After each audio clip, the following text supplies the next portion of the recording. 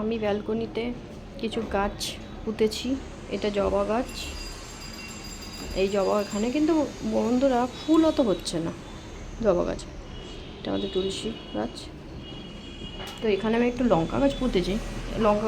গাছগুলো পুরো নেতিয়ে গেছে। দেখো, আমাদের পাশেই একটা ফুটবল খেলা মাঠ আছে।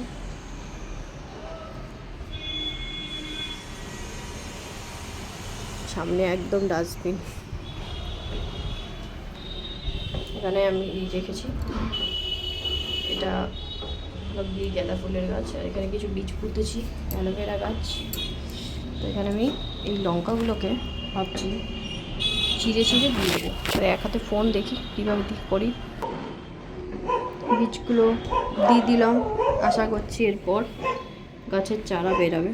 তো বন্ধুরা, আবার যখন গাছের চারা বেরাবে তো আমি তোমাদের একবার দেখাবো।